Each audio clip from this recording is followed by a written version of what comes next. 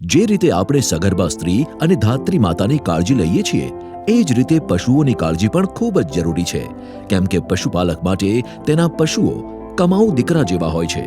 વિયાણ પહેલાના 3 અઠવાડિયા અને વિયાણ પછીના 3 અઠવાડિયા ગાય કે ભેંસની દૂધ ઉત્પાદકતા અને નફાકારક પશુપાલન માટે નિર્ણાયક હોય છે. આ સમય દરમિયાન અપૂરતી કાળજીના કારણે દૂધ ઉત્પાદન અને પ્રજનન ક્ષમતામાં ઘટાડો થઈ શકે છે. ક્યારેક પશુ બીમાર પડે છે તો ક્યારેક મૃત્યુ પામે છે. આવું ન થાય એ માટે પશુપાલકે કેટલાક મુદ્દા હંમેશા યાદ રાખવા. ગાભણ પશુની માવજત. ગાભણ પશુઓનું રહેઠાણ સમતલ ભોંયતળિયાવાળું, સ્વચ્છ, અલગ અને હવા ઉજાસવાળું રાખવું. પશુને લપસવાથી કે અન્ય પશુથી ઈજા ન પહોંચે એનું ધ્યાન રાખવું. અન્ય બીમાર પશુઓથી અલગ રાખવું. પૂરતી માત્રામાં સ્વચ્છ પાણીની વ્યવસ્થા કરવી.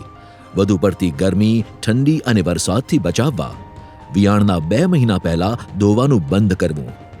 ગાભણ પશુ માટે આહાર.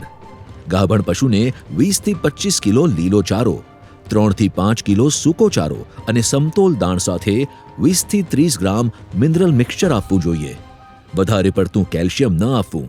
વિયાણના 3 થી 5 દિવસ પહેલા અને પછી રેચક ખોરાક આપવો જોઈએ. વિયાણ પછીની કાળજી. વિયાણ પછી 8 થી 12 કલાકમાં મેલી પડી જવી જોઈએ. મેલી ન પડે તો પશુ ચિકિત્સા અધિકારીનો સંપર્ક કરવો.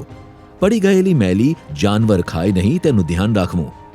વિયાણ પછી તરત જ ગોળ, મીઠું અને ઘઉં કે બાજરીના ભરડા મિશ્રિત શક્તિવર્ધક ખોરાક આપવો. વધુ દૂધ આપતા પશુને પૂરેપૂરું ન દોહવું. વિયાણના 3 અઠવાડિયા બાદ ખોરાક લેવાની માત્રામાં દર અઠવાડિયે 1.5 થી 2.5 કિલોનો વધારો થાય છે, એટલે ખોરાકમાં પોષક તત્વોનું પ્રમાણ વધારવું.